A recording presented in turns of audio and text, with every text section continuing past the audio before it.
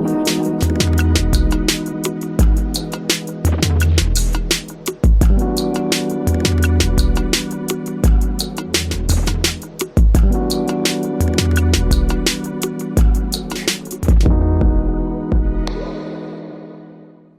morning, viewers. I'm Basilka Gabriela from Gunga Press TV, where we spotlight the comprehensive development of Uganda's Karamoja and northern regions.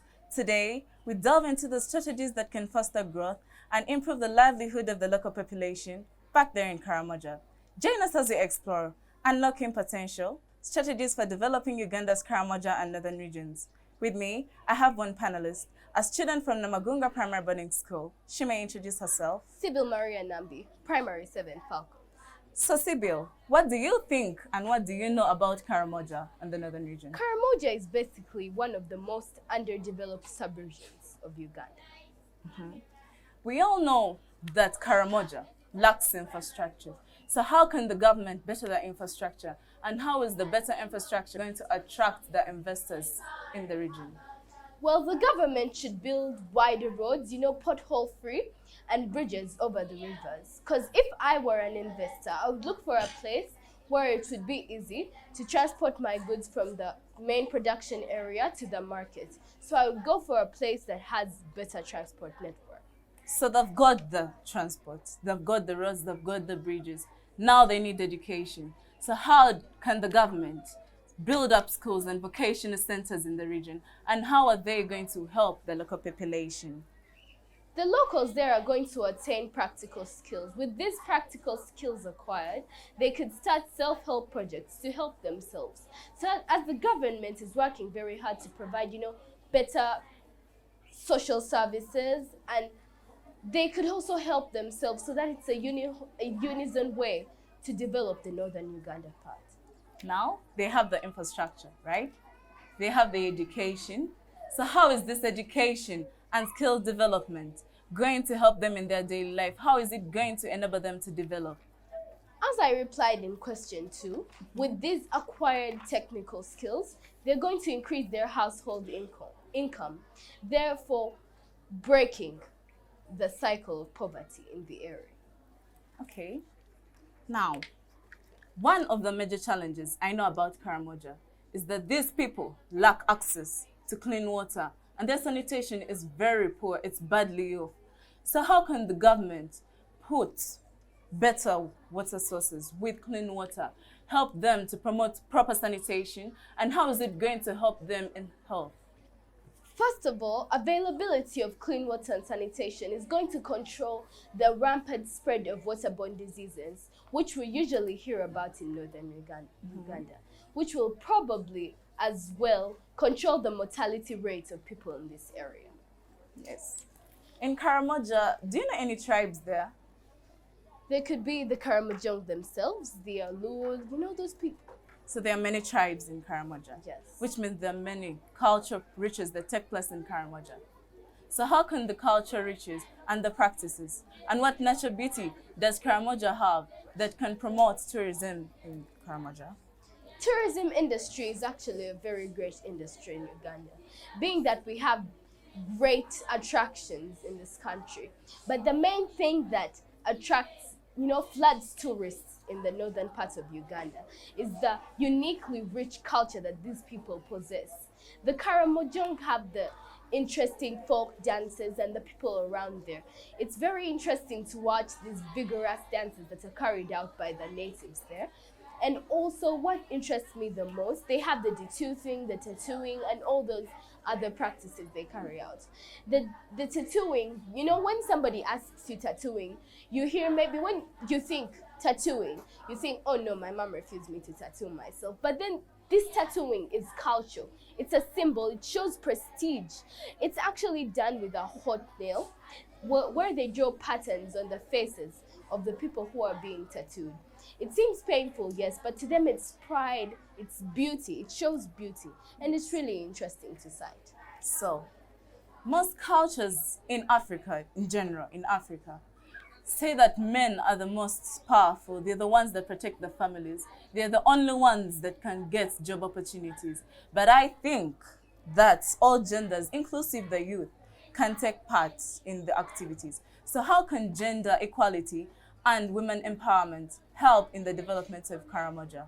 First of all, that is very true. Most people think that men are the only source of labor, while women sit around at home and the youth wander aimlessly.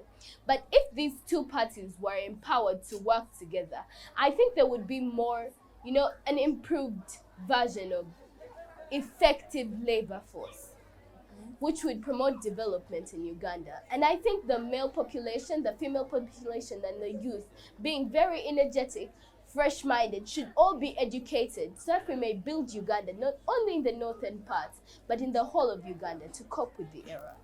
Thank you, Sybil, for your aspirations and what you've shared with the viewers today. As we conclude this insightful episode, realize that developing Uganda's Karamoja and northern regions requires a holistic and sustainable effort by implementing the strategies from infrastructure development to agriculture, tourism, healthcare, and more. Together, we can unlock the region's potential and improve the livelihood of the local population. Stay tuned for the next program by Ashley. Thank you.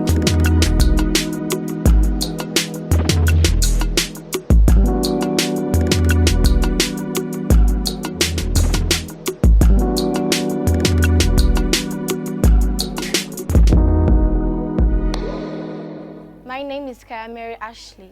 Welcome to the Gunga Press Show, where we delve into the progress and potential of Uganda's education system. Today, we're going to explore the key areas that require improvement in order to better equip our students for success in this 21st century. With me, I have the professor, a teacher, and a pupil. I would like them to introduce themselves, beginning with the professor.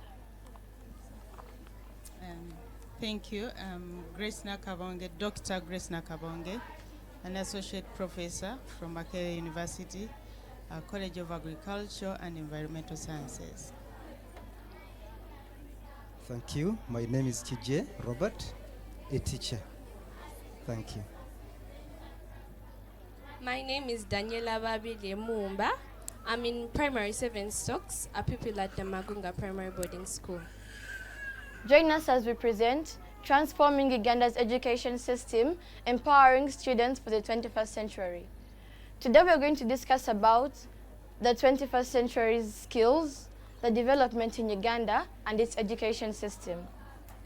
To the professor, analyzing the current status of Uganda's education system, what are some of the areas that require improvement?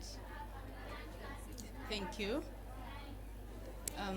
I believe that moving forward, the country needs to emphasize, and I'm very happy that they've started, due to the new curriculum, to ensure that we, as educators, we empower our learners to have practical skills, so that the education system should emphasize the learner-centered kind of approach that will equip students to be more innovative.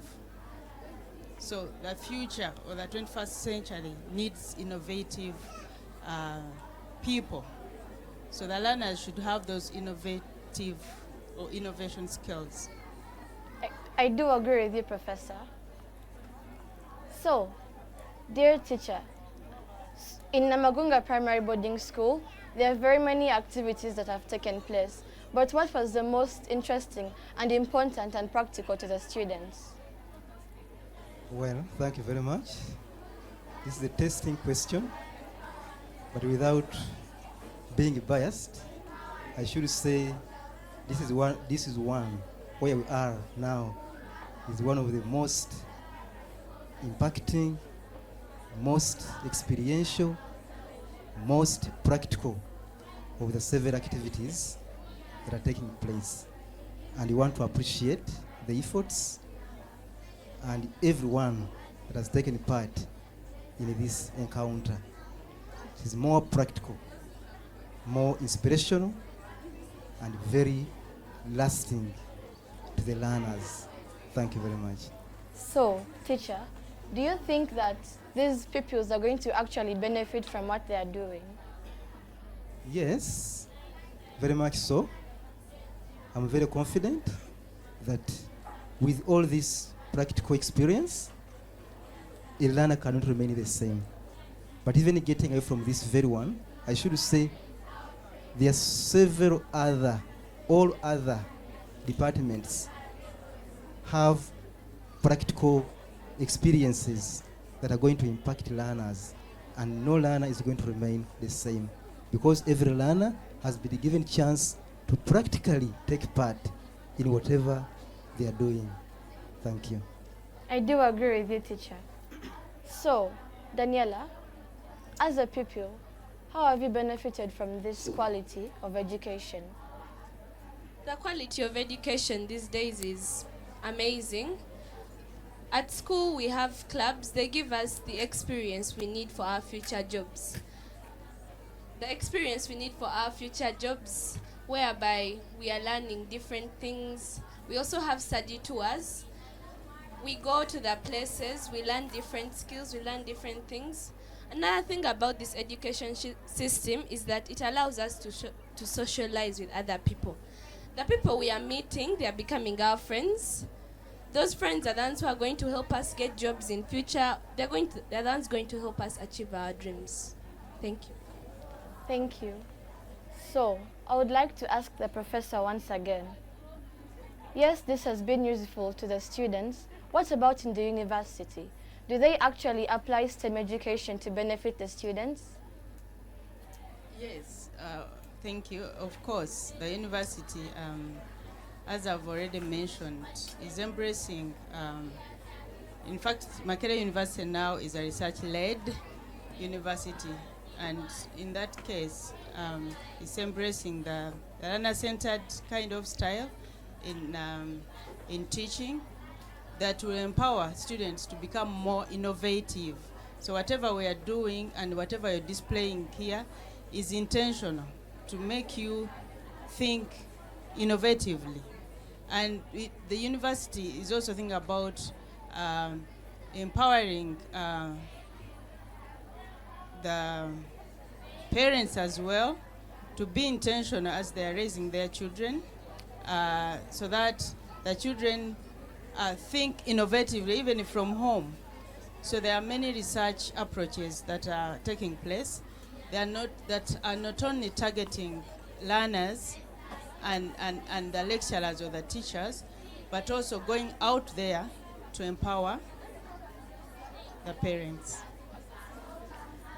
To both the teacher and the professor, yes, you have all taken teaching as a profession, but don't you actually think that the policies put on teaching should actually improve the teaching methods that you're using, the modern technology should be put into practice in these schools and universities?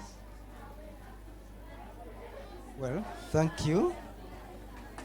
Yes, you have talked about the policies. It is true. There is a lot of innovation and the modifications that have to be made to improve the number of policies in education.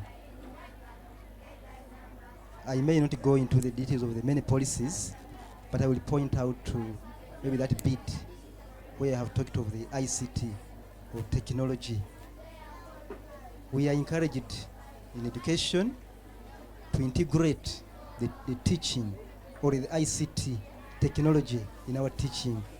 The government encourages that, and the able schools are trying to do that, but this may not even make 10% of the country's school population. So you'll find that many schools are incapacitated. They cannot even afford conducive learning classrooms, and that makes it hard to embrace ICT because it's expensive in its form. Buying the gadgets, affording the internet costs, the technology, skilling the teachers. Not many teachers can operate technology equipment, so it's a lot. And the government maybe needs to come in to support the schools and the other stakeholders in that sense. Otherwise, there are many policies that need to be improved on if you are to improve the quality of education in our country. maybe I hand over to Professor to give a supplement. Thank you, and I do agree with you. Daniela. Technology is advancing, and we have to embrace it and ensure that we use it in as we equip our learners. I know that we have many challenges in Uganda and in many schools as far as equipment, ICT equipment is concerned, but at least we should also think about innovatively using whatever is available to embrace the ICT as we empower, as we educate our learners. Many of us have smartphones. We can start from there. During COVID, you know what happened. Many schools started doing online learning. Many didn't have laptops, but they were using the smartphones. So we can even start with smartphones and use them to support learning. You know, if you don't have computers, you can start with a smartphone. There's a lot you can do with it. So as we look for more support from government to ensure that it continues to support ICT in learning. So, as a student, Daniela, what do you think the government should help you with? Firstly, the government should encourage us. In some remote areas, there's a negative attitude towards learning, but learning is a gift whereby you learn, you're achieving your dreams. Another thing the government should do, it should provide us with the materials to learn. As the professor and teacher said that ICT learning is the learning we are adapting to. The learning we need is practical. The learning we need is the one which you see, the one which you feel, the one which you touch. The government should provide us with the necessary equipment to carry out all that learning so that we may get that experience. You can't, as they say, experience is the best teacher. You can't learn without seeing. That's it. So, I do agree with all of you, but in simple terms, the government should actually provide aid to all these schools. The government should actually listen to the teachers, the policymakers, the stakeholders should actually come and help teachers and schools, because not only the pupils but the adults too need help. So in simple terms, we all need solutions to these problems. I am requesting for some solutions, if so. A solution to one of these problems is that the government should hear our plea as children. We should tell the government our problems, and we have the MPs, the LC, the vice chairperson in the local council is in charge of our rights as children. We can send our pleas to him, express our grievances. There are the social media platforms where we can tell them that we are facing this, and give our ideas on a better way of learning.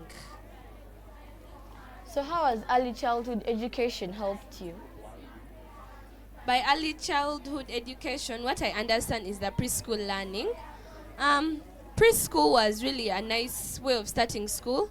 By this, you're taught the basic things, counting, writing. It's the origin of the learning for primary, secondary. Your nursery is the foundation for the rest of your learning. So what you mean, it should actually be implemented in very many areas. Yes, I do. I agree with you. So to share some success stories among very many people who have actually benefited from education, do you have any? Yes, I actually do. In a certain newspaper, there is this woman. She helps children in the remote areas, especially the girl child. She sponsors their education. Kofi Annan, the Ghanaian General Secretary of the UN, greatly benefited from education. He was sponsored. He was an athlete. He got the opportunity to run. He was taking part in these activities of school. It was a sports day. He was seen by an American sponsor, and he went to become one of the greatest people. So, Do, would you like these activities to continue as they are? Yes, I would. They're giving us the practical skills we need. We are going to be lawyers, we are going to be doctors, some of us want to be bakers. This is the foundation for all that. Thank you. I do agree with you. So the teacher and the professor, yes, the children are benefiting from all of this. What about the current status in Uganda? Is the education system developing? Is it going down or it's moving upwards? Yes, thank you. It's moving upwards because previously we would not emphasize innovativeness. We would not talk about research-led, for example, at the university. But now we are thinking outside the box, you know. I agree that we are advancing. We might be advancing slowly, but we are advancing, yeah? And we are emphasizing innovativeness, and I can't stop emphasizing that. We have to be innovative in whatever we do, you know? Whether we think about these traditional professions, like you want to be a doctor, you want to be a lawyer, you have to innovate within that profession, you know, so that we can advance faster than we're doing. We are advancing, yes, but we can do better. Yeah. So indeed, practical skilling is important. It's very, very important. And we should ensure that students take charge of their learning. So the learning should be student-centered or learner-centered, so that they are more practical. And so that the learning is more practical, and so that learners can be more innovative. Thank you. I may not differ in idea from Professor. Yes, there is progress being registered regarding the quality of the education advancement, though at a low pace, I should say. At a low pace, in a sense that we have some challenges which have been here for quite a good number of years, and we still have these challenges. For instance, schools without schools without classrooms. Up to now, we have people studying under the mango tree somewhere in Uganda. We have a number of schools lacking basic, probably seats, desks in classrooms.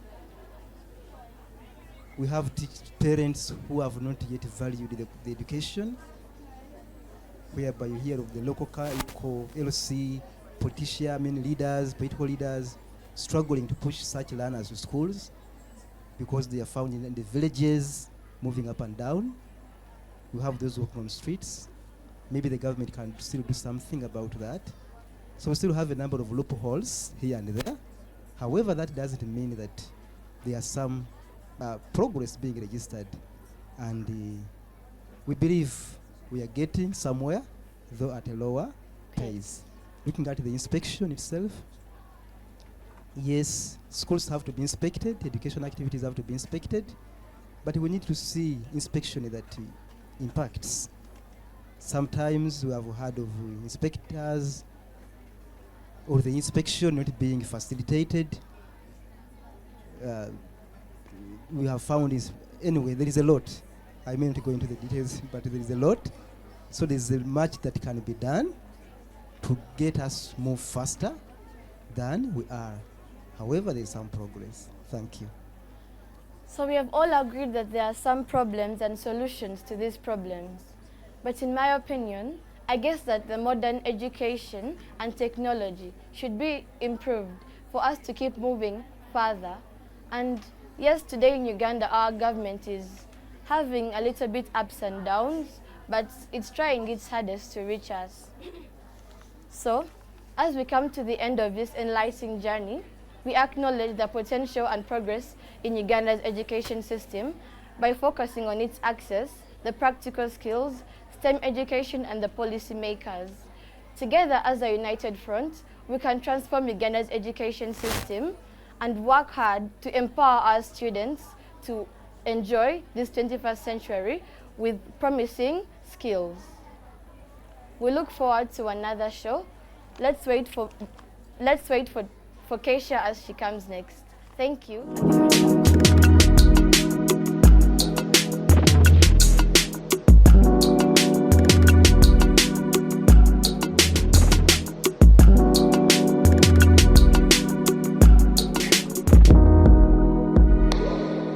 Good morning, viewers. I'm Jemima of Gunga Press TV, where we champion gender equality through empowerment and education. Today, we focus on the significance of empowering girls through through empowerment and education. Join us as we enter the adventure of empowering girls through technical and vocational education. With me in the studio, I have 3 panelists, and I would like them to introduce themselves. I, Mayanja Ashley Naira of Primary 7 Reverends. Namgabwe Agnes, the senior woman teacher, Namagunga Primary Boarding School. Ahewa Bibiana, a student of Namagunga Primary Boarding School, Primary 7 Reverends. In our first segment, we shall discuss challenging gender stereotypes in our education. Dear senior woman, what are the examples of gender biases that affect people in our community, and how can we overcome them? Belief in Africans that women are supposed to be subjected to man, and they believe that we cannot do most of the things that man can do.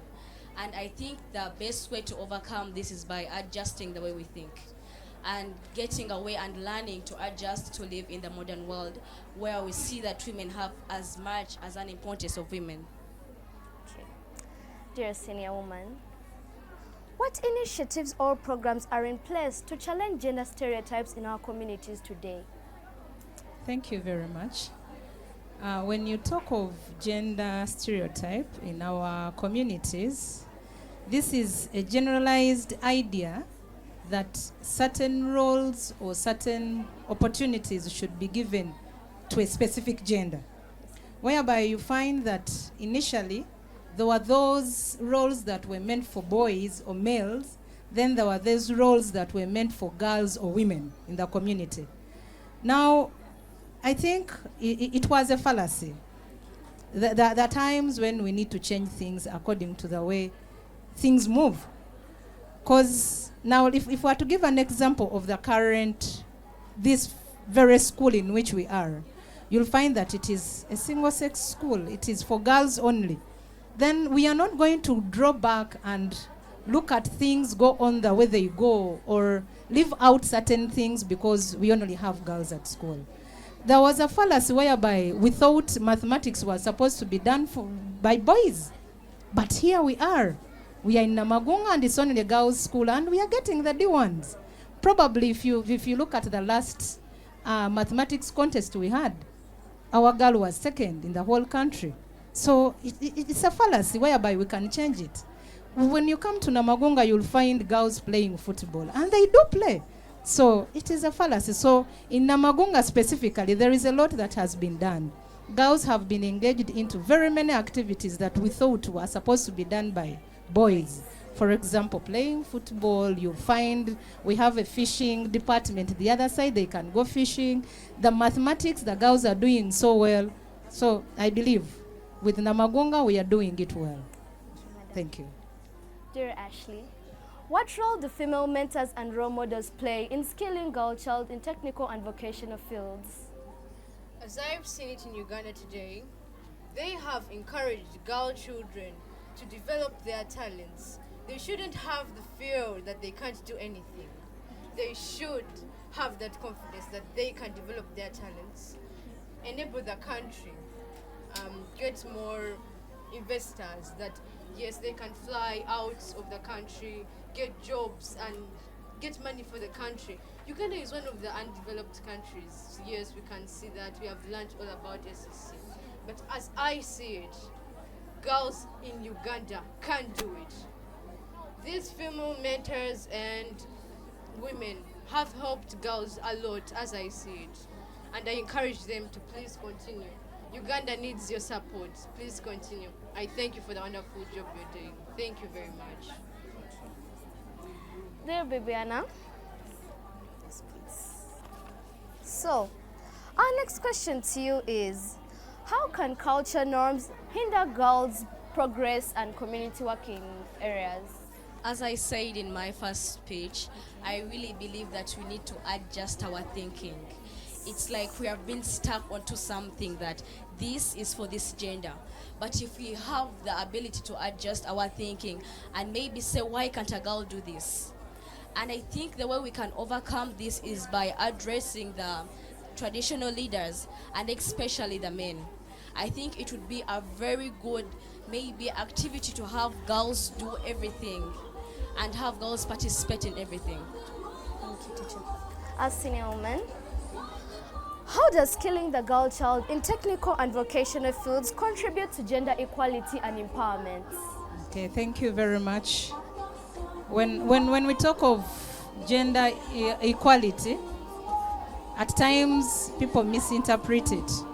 But when we talk of gender equality, we look at access to equal opportunities, economic development, education, leadership, and so many others.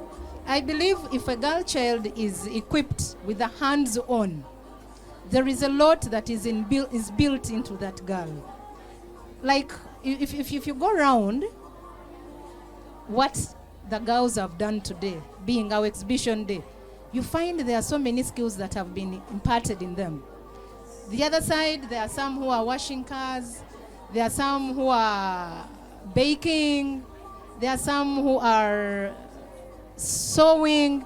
So it creates an equal opportunity for them to compete in this economic era. Okay. It means they will be in position to maintain their families if they grow up, since they have some income generating opportunities. I think this will help them keep their families together, take care of their families, and more so also to skill and equip the children that they have. Thank you very much. Ashley, can you share examples of how early exposure and mentorship has positively influenced girls in creating interest in STEMs? An example I have is me myself. Having been exposed to the internet, I have learned what the outside world is all about. I have learned the different things, the good and the bad, and I have cited out the good that can really help my future build up and be a strong woman in the country. As I see it, parents should continue helping their children like that. They should stop having this fear that, oh my God, no, my child's going to get spoiled, no, what, this and that. No. Parents should gain that confidence to give children and tell them the real truth in their faces. They should know what the world is doing. They should know, so that they can have a brighter future. This will enable girl child to dodge any other obstacle or distractions they have in their lives, so as to gain a brighter future. Thank you for this. Dear students, what role do scholarships and school payment fees help families like to educate and discourage this gender bias and other things that discourage girls from taking their vocational career and other things they desire to do? Okay, so I believe that in Uganda, if you walked up to a man who's not educating his children, the best excuse he would give is money. But if you're giving these children scholarships, it means he's not going to have any excuse for not educating his children. You're giving him no way to refuse education, and it's maybe the major way we can support education in Uganda. Thank you very much. To our senior woman, what role does education play in building equitable and sustainable area for girls? Yes, when you talk of an education, it's quite wide. It covers a wide area. Education has a key role to play. One are the morals, depending on the type of school in which this child is. Now, to take an example as to Namagunga, if a child is in Namagunga, what we aim at is to bring up an all-round citizen. They are catered for morally. So with education, we build that moral part. whereby at times, according to the way the economy is and the trend of the economic development, you find that parents have little time at home.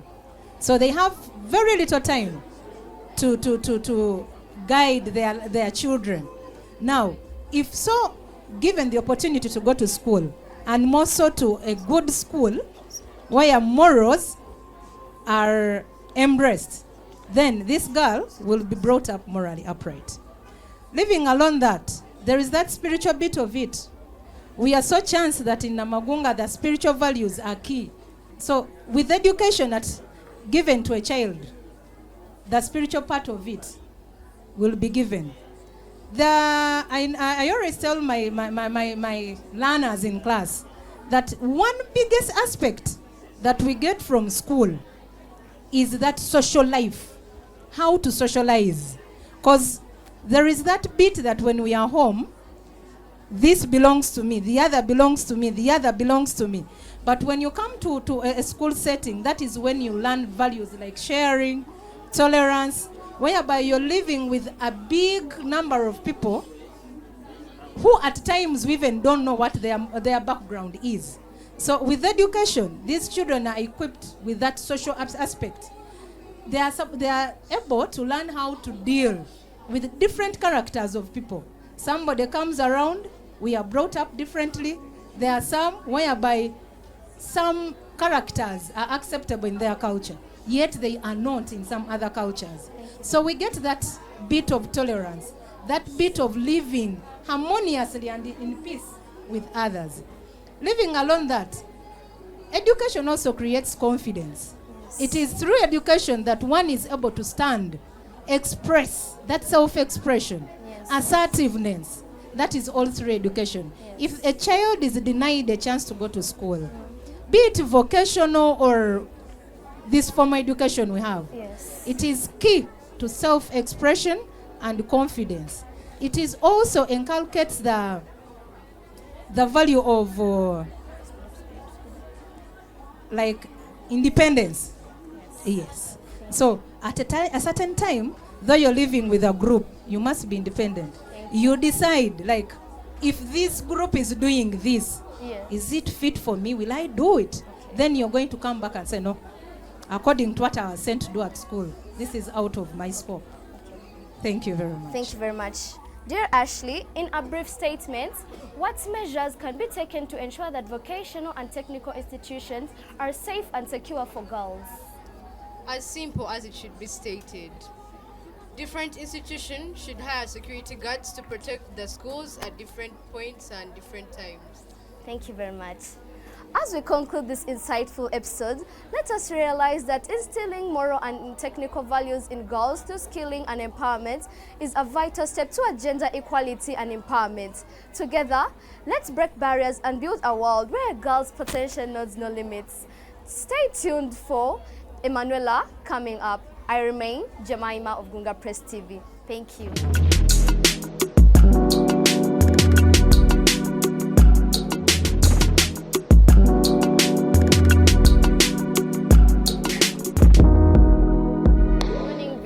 And welcome to Gunga Press TV, where we celebrate the beauty of talents and the profound impact they have on nurturing young lives. I'm your host, Emanuela Elizabeth. Today, we'd like to discuss the importance of talents and how parents can help their children to develop their talents. With me in the studio, I have 3 panelists. I'd like them to introduce themselves, starting from my right-hand side. My name is Mara Chloe. I'm from Namagunga Primary Boarding School. Arthur Judisha is my name, a lecturer at Makerere University. Thank you very much, Emanuela. Privileged to be part of this show. My name is Thursday Caleb, the head of section, Upper, Primary 6 and 7. Thank you. So let's begin. We're going to start with the importance of talents. Mr. Thursday, what makes talents so significant in shaping a child's sense of happiness and fulfillment? Thank you very much, Manuela, for the question. Actually, I like the phrasing of the question because it stresses the importance of talents. Actually, it indicates that talents are very, very significant. So, like a talent comes within. That is the natural ability, all the skill, and that has something to do with the passion. So, personally, I feel once these talents are nurtured well, are catered for, the children are supported to realize the potential according to their talents, it really facilitates so much as in the line of fulfilling the happiness, because we have seen a number of people who do, let's say, athletics, maybe sport, the happiness that is associated when they realize achievement. So I feel it is very, very important to cater for these talents and have the children supported to realize the full potential. Manuela. Thank you so much. Mr. Author, how do talents enhance the learning experience, and how might they influence a child's life choices and future career? Thank you for the good question. First of all, a talent identifies you from the crowd. Because when we are too many, like we are here now in this institution, we have too many children. When you get out of the crowd and you identify yourself, it means, one, you are known by everybody in the institution, but also, two, everybody is happy to support you because you're giving the school a name. For example, if you are an athlete, or maybe you are an academic giant, you are such a talented person, then everybody wants to associate with you, and that comes with the support. Thank you. Okay, so let's move on to the second segment. How parents can help children to develop their talents. Mr. Thursday, I would like you to share with the public how parents can effectively identify and nurture their children's interests and provide exposure to diverse activities. Thank you very much. I personally feel that parents are at the center of the child's life. This plays a very important role, especially in the support. Take an example in identifying the school that can take care of the interests of the learner, especially in the line of developing the talents. And next to the parents, I know the teachers. The teachers also play a very big role in parenting. First of all, as a parent, once you identify that your child has a special talent, I think it is prudent that you give him or her the chance, to grow up this talent. And how can you do this? It will depend on what kind of a talent this person has. For example, if it is sporting, then you look for the right school where it can be grown. If it is about singing, bring the resources that can help this person to influence or improve on his or her singing. So which means as a parent you can invest into this and then make sure that your child is really building up this and making it work well. Thank you. So we're going to the third segment, and that's providing resources and opportunities. What is the value of investing in resources and tools that support children's talent development? That is interesting. It's extremely valuable and very important because, as you have seen, many talented people have brought fame to their families. They have brought resources to their families. They have also helped in terms of travel moving around the world. So which means that as a person or as a parent, your work is to make sure that you support this child and put in the resources which are required, so that then the talent can be pushed to another level, and as a family you all stand to benefit, and also as a community everybody enjoys and then supports this child. Thank you. Mr. Thursday, how can parents teach their children that failure is a part of talent development and an opportunity for talent growth? Thank you very much. Like I highlighted earlier, that parents are at the center of the life of their children. It's very important that as parents we carry out observation right away from an early stage to see where these children's interests fall, so that we can identify where their talents fall and support them accordingly, in the line of selecting the suitable institution, because a child can't do without school, selecting the suitable institution that caters for those particular skills development of the talent.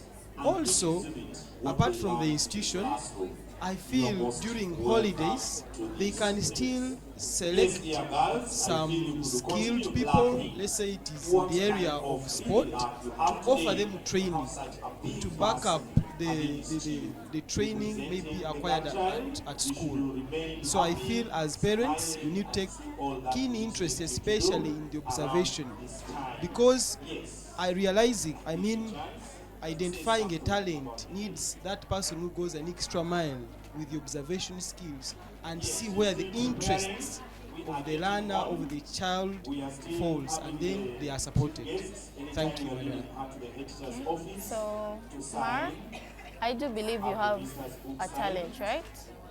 Yes, I do. Would you like to share with us your talent? Yes, I sing. Okay.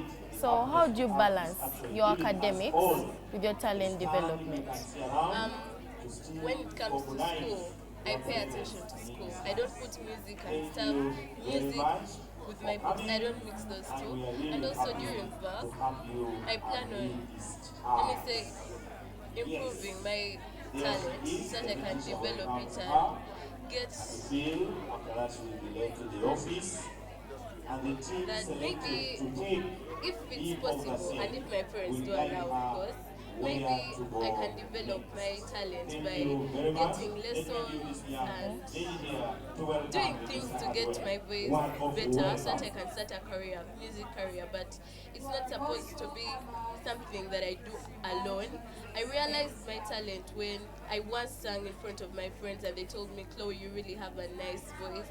And then also one time my dad listened to me sing and he was like, I can't sit on that talent. I have to improve it. I have to show the world what I have. I should not keep it to myself. Yeah. Thank you so much for your views. Dear viewers, as we come to the end of this inspiring episode, remember that every child possesses a unique talent waiting to be nurtured and celebrated. Thank you for joining us on Gunga Press TV, where we believe that a child's talents are the keys to unlocking greatness. Next on our show is a heartwarming program by Marcelina. Stay tuned.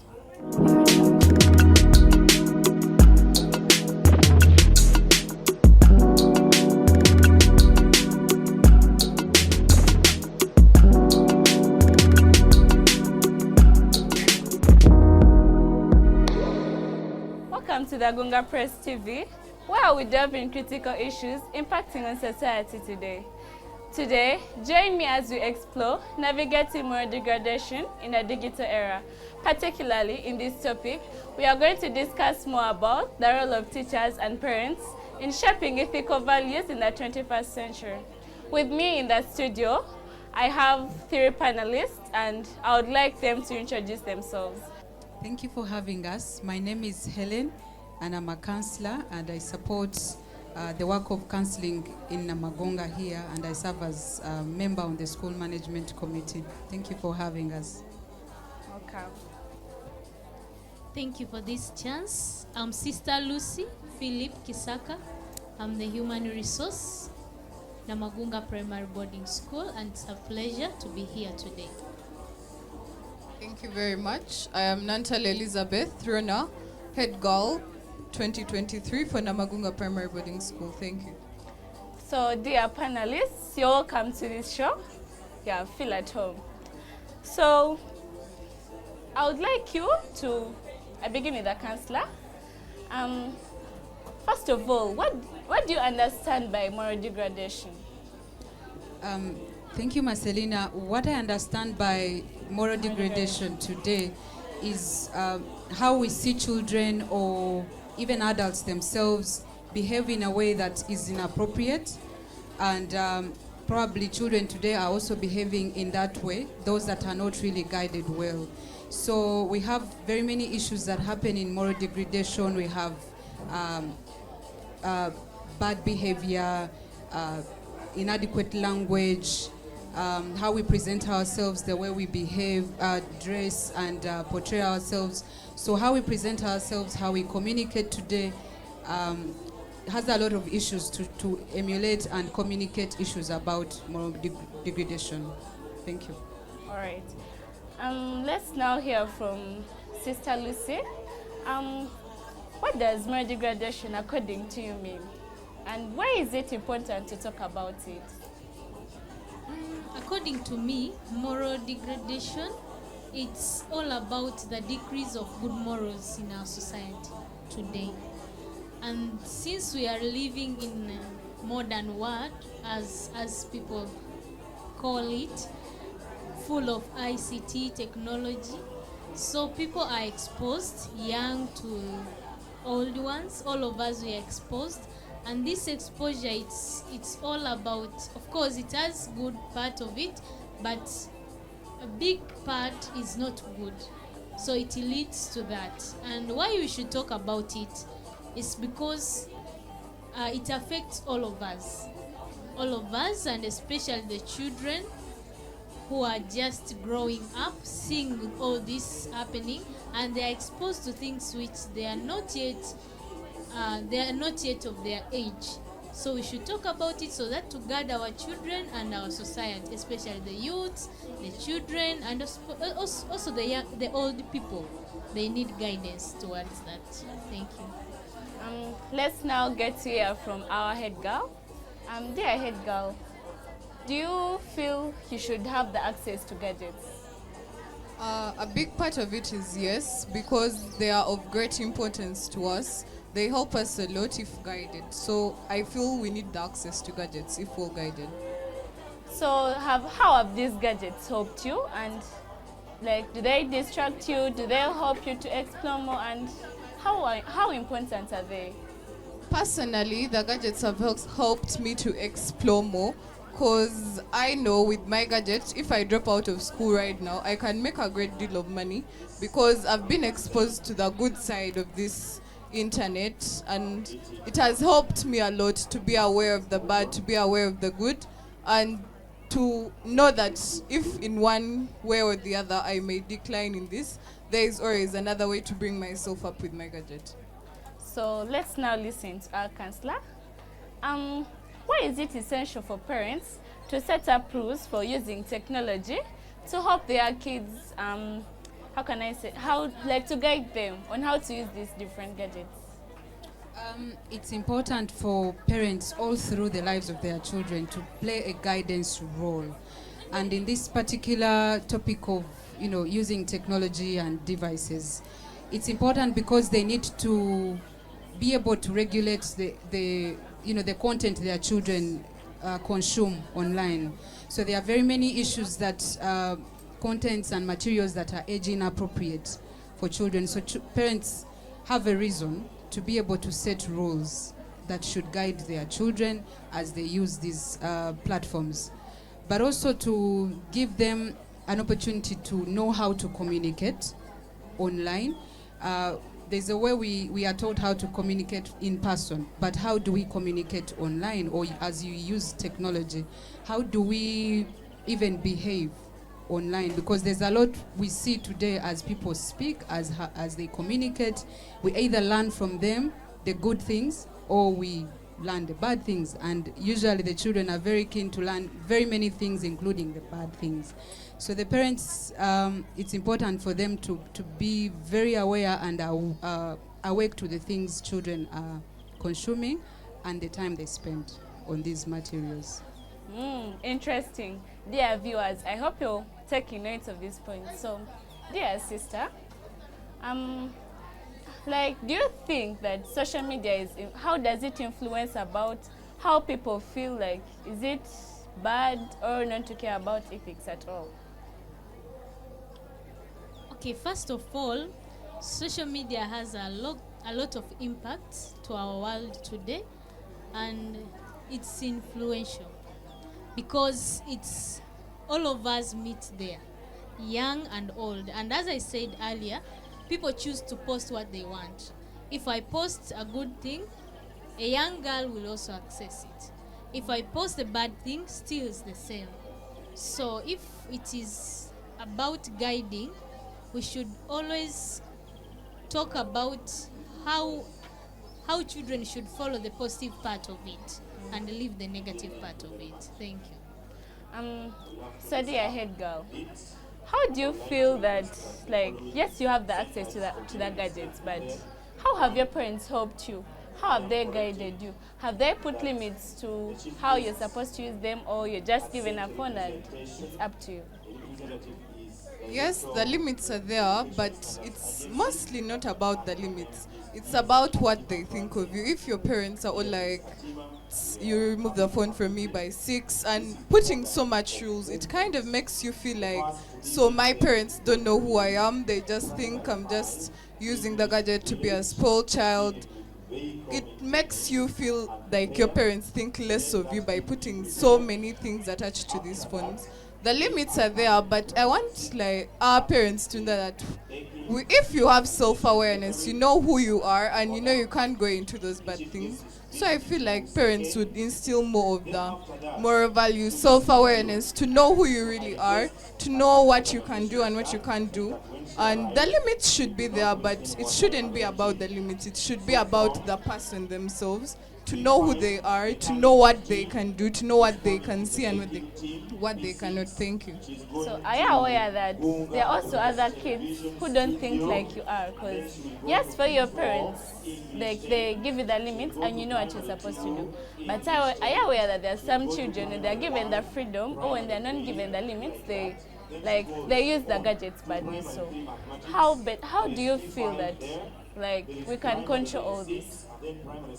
I feel we can control all this. It still goes back to the parents, because I feel like adults think in this era it's all about just setting the rules, make them follow them and all that. But it just goes down to when you're sleeping at night and you actually think, why are my parents setting all these rules for me? Do they really think that less of me? So I feel like it all started from that. So those who are degraded, it's better they actually sit down with their parents and their parents actually find out what's happening, what made you become like that, because that's majorly the cause. So let's listen from our parents. So, do you think that can parents' behavior with the technology gadgets affect the children's morals? Yes, it affects them positively and negatively. Because if a parent chooses to behave in a way that teaches their children to do right, it also communicates to the children to follow that direction. For example, at dinner tables at home, are we eating while looking at our phones? If that's regulated well, to know that if it's time for dinner, our devices are somewhere and we respect a meal as a family. So our behavior as parents has a lot to communicate and affect the children. How do we model ourselves even on the media platforms as parents? Because we see very many parents share as much as they want. And if someone looked at your profile as a parent, is it communicative of the good morals your child would follow, or it is the other way around? And so it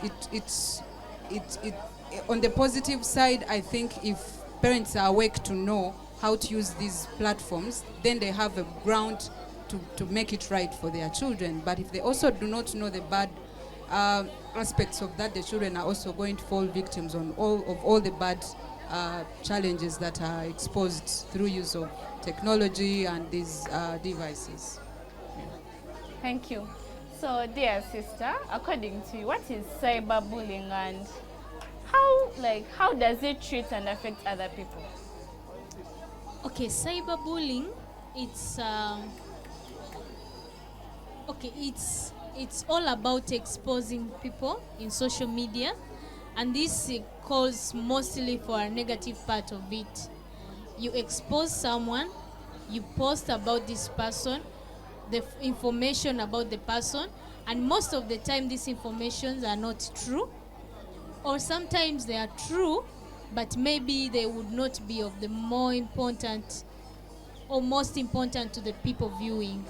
And so I feel if people are using social media not in a correct way, and so calls it cyberbullying, and they keep on exposing people, they keep on abusing each other there, people it leads people to depression, kind of.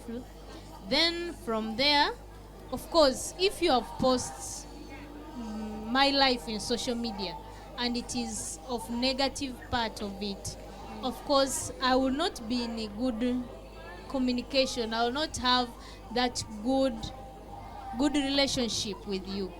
That means it leads to broken of good relationship. Of course, our families, if it is from a family member, if it's from a friend, a colleague, so you get involved in a conflict, and it's all because of this cyberbullying. So it affects our relationship with others. Thank you.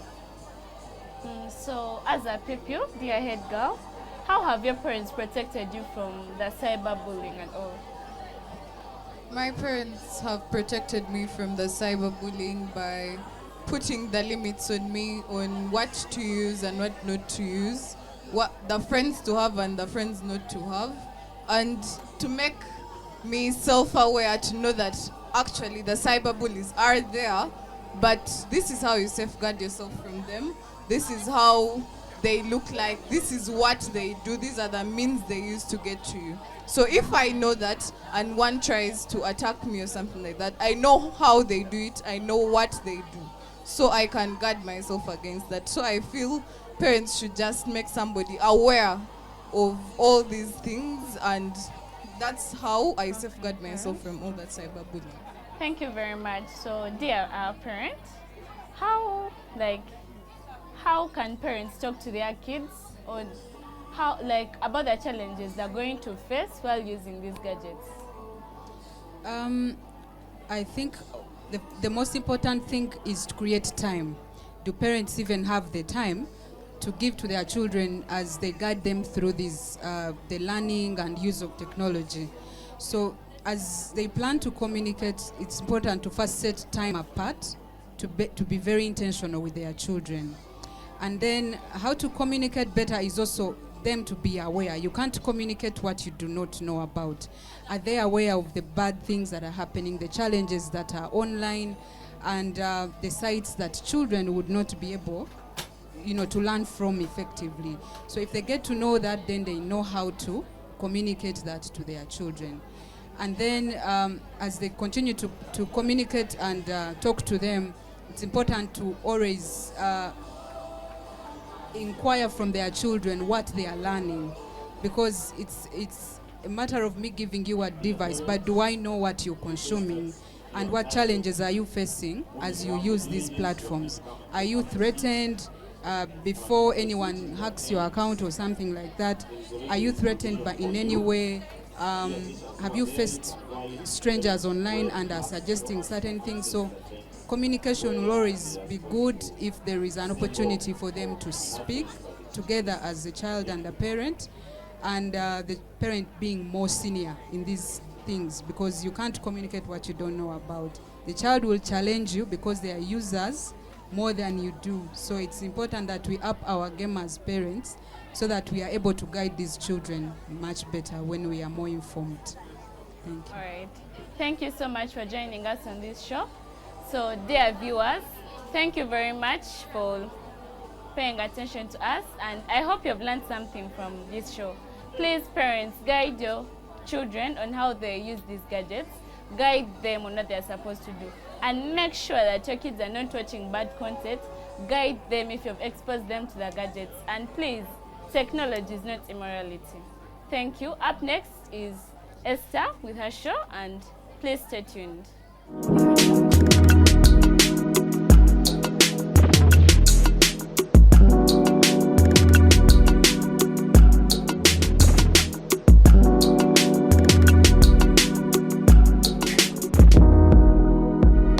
Good morning to you all.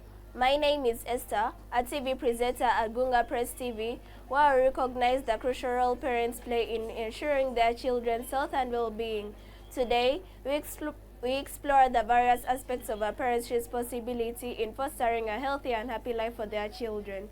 Join us as we present A Parent's Guide to Nurturing Children's Health and Well-Being. With me, I have 4 panelists, a pupil, a teacher, the school nurse, and a parent. I would like them to introduce themselves to you. Starting with the pupil. I'm Nabulia Annabelle, a pupil of Primary 7 Stokes.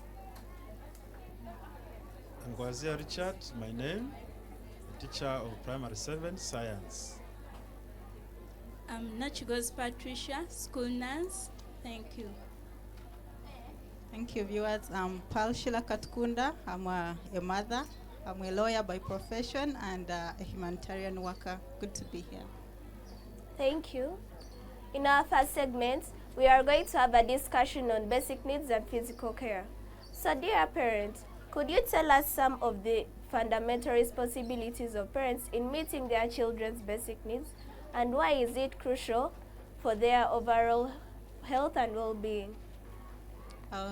Thank you, our moderator. Yes, it's a parent's responsibility to provide basic needs for our children, simply because if you do not put yourself out there to do your role, then someone else will do it, and that may not be in the interest of your child, or it may not serve the interests of you as a parent, and this may be detrimental for your daughter. If you fail to deliver, for example, the child will be influenced to find support from negative hands or from negative people who you will not have control of what attachments they may give to the child, getting assistance from them. So amidst challenges, amidst constraints, it's important that the parent prioritizes the needs of the child and does their best to ensure that the child meets their needs. Otherwise, the child may go astray, and before you realize it, it may be impossible to control. Thank you. Thank you, dear parent. Dear school nurse, how does providing nutritious meals, a safe living environment, and regular hygiene practices contribute to a child's physical care and development? Thank you so much. First of all, I will start with the nutritious diet. Remember, these are young pupils who are growing up, and they really need a balanced diet to have a healthy body and also to help in the development of their minds. So a nutritious, balanced diet, this will help our pupils develop their brain, hence helping them to grasp whatever they are learning. And also, with a balanced diet, it helps to boost the immunity and hence fighting different diseases with a healthy immunity. The other is you say the hygienic activities. With the hygienic activities, like for example, washing hands after having the toilet or using the toilet, it will help us remove the germs. Our daily bathing and the brushing also helps us to remove the germs from our body that would affect us, get weak, and get different diseases. Other hygienic activities like brushing our teeth, it will help to avoid tooth decay, and also cavities, such kinds. Thank you so much. Thank you, dear school nurse. So, dear teacher, in your mind, how is creating a loving and supportive environment important to a child's well-being? Thank you, moderator. Creating a supportive and creative learning environment, one, it gives the learner various options of learning. An environment that is set in a way that the learner learns from all aspects in her life is so vital that the learner can even continue to learn in the absence of the teacher. Two, it is guided learning that this learner may not go beyond or outside what is not right for the learner. Therefore, learning that is in a conducive environment directs the learners in what is good for their life and at their level. So that is supportive learning that is necessary for all our learners. The environment has to be that conducive so that they are able to learn what is at their level and then they are guided. Thank you so much. Thank you, dear teacher. Dear pupil, how can you educate your fellow pupils about safety measures at home? Thank you very much, moderator. Firstly, you advise them to wash hands regularly before and after having a meal, before and after using a latrine. And secondly, you advise them to maintain proper personal hygiene and proper sanitation. This helps in the control of contraction of fecal diseases, which lead to death of some children. I would also encourage them in personal hygiene. You advise them to bathe regularly, to brush, to comb their hair, to wash and iron their clothes properly. Thank you. Thank you, dear people. Thank you for your views. As we come to the end of this informative episode, we recognize the vital role parents play in shaping their children's health and well-being by providing basic needs, addressing emotional needs, promoting healthy lifestyles, and advocating for their children's well-being. Parents have created a nurturing environment that fosters a healthy and happy life. The journey of parenting is filled with love, dedication, responsibility, and the rewards are immeasurable. Thank you for joining us on Gunga Press TV, where we celebrate the invaluable role of parents in nurturing their children's health and well-being. Up next is Clara. Stay tuned.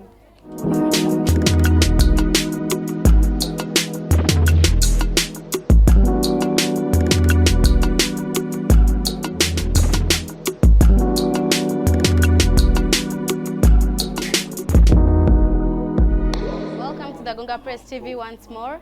I am Clara. Today, we celebrate the power of dreams and the impact of parental support on their children's aspirations. We delve into the importance of nurturing talent in children and how parents can guide them to achieve greatness. With me, I have three panelists, and I'd like them to introduce themselves to you. Beginning with the parent. Thank you, moderator. Thank you, our dear viewers. I'm Pearl Shila Katkunda. I'm a lawyer by profession. I'm a mother and a humanitarian worker. Good to be here. Thank you very much. I'm Alexis Tusubira, Primary 7 Stocks, and the Entertainment Prefect, Namagunga Primary Boarding School. Thank you. I am Jennifer Natsge, a Primary 7 teacher of English. Thank you. So let's get started. Join us as we explore dreams and beyond, empowering children to achieve their aspirations. So, as a parent, how are dreams important in shaping a child's sense of purpose? Thank you, our moderator. Yes, to start with, we are all driven by our dreams. We are all driven by our aspirations. And we cannot go further without a sense of purpose. So as we have children, as we get our children, it's very important that we help our children identify their potentials as early as possible. And we facilitate as parents, because we basically cannot dictate on everything. We give them the opportunity to contribute to decision making or to identifying their own abilities, so that in future they are able to pursue their goal, they are able to pursue and achieve, knowing they had a part to play. And my parents, my peers had a role to facilitate as much as the teachers come into play in due course. Thank you. Thank you so much for that submission. So, Alexis, could you share with us some stories of some individuals who pursued their dreams from a young age and have achieved success? I guess one of the few stories I have is of a child producer, Marseille Martin. She had always wanted to be a child producer, but she wasn't supported. Firstly, she was black and she was a child, but she ended up following her dreams and achieving it with the production of Little, a new movie. Thank you so much. So as a teacher, you would share with us some tips of creating open communications to understand our children's passions. Wow, as a teacher, it's very important. How do parents help their children embrace how do they develop their talents? One, they should identify their natural abilities. By identifying them, they'll be able to help them. They should also encourage them to face challenges in their lives and not to give up. They should encourage them to go to church. They should pray with them. They should also teach them how to pray and the importance of prayer. Parents should act as role models to their children. Let them share their interests with them so that they know, oh, so mom loves this. About the shopping, when they go shopping, the children should know where their parents' passions are. By this, they will be able to emulate. When they grow up, they will know that, wow, mom used to do this and that. I think it's important. Allow children to be bored. Boredom is important in a way that it helps the child to think out of the box. And by thinking out of the box, a lot will be discovered. Then we should also encourage children to face different challenges. Thank you. You're welcome. So, as a parent, why is it important to expose children to different experiences? Yes, thank you, moderator. In life, we are all driven by what we see, where we go, the people we interact with, and the challenges we encounter on a daily basis. So while nurturing a child as a parent, it's important that you give them the opportunity to see beyond what is within their physical eyes. Take them to places that you are able, that affordable within your means, but will challenge them intellectually so that they are able to learn something new. At times, we also have different workplaces. You can take them there to see what we do, how we do it, what challenges we go through every day. In that, the child will grow knowing what life is about. And they will know whenever there is, whichever person you meet every day, or whichever opportunity you encounter every day, you take it as a learning space. You do not give up. You keep optimistic and you keep exploring, because every day you will achieve. Some days you will lose, but the more you go, the better you will become. So you don't need to have your child, this is my child, I'll keep him at home by myself. Yes, it is good, they will watch TV, but trust me, giving them experiences in different spheres of life will give them a wide scope of potentials or adventures they will experience, and that will also trigger their intellect to be better and to be diverse in trying out opportunities. For example, we do different courses at universities, but most of us don't end up doing the same job. If you have not had the opportunity to interact and try something different, then you will not have the capacity or the belief in yourself that I can do it. So the same will apply to our children. If we give them that opportunity to interact or put their hands on different skills, on different places, meet different people, read different books, or listen to different motivation speakers who are age appropriate, they will have a lot to do for themselves and also contribute better in terms of their future. Thank you so much. Thank you so much. So, Alexis, as a pupil and a child, how do you benefit from your parents as your role models? Growing up in such an environment, I think when you ask most of the people what they want to become, I might tell you I want to become a doctor. You ask them why, because my mother is a doctor. Because I've seen the way she's benefiting from being a doctor, she's helping very many people. For example, my mom is a nutritionist and I want to become one. Why? I've seen how she's helping very many refugees to get back in life. She's helping people, she's inspiring very many others, and I also feel motivated by the fact that she's doing that. So parents also help as your role models because they motivate you, guide you on what you want to become. Thank you so much. So, as we end this empowering episode, remember, every child holds a boundless dream within them. So, by acknowledging the power of dreams, building a strong support system, and showing that failure is part of the journey, will enable our children to achieve greatness. So, go on and nurture those dreams in your children because they are the building blocks to a bright future. Next up is Aquila Michelle. I am Clara. Stay tuned.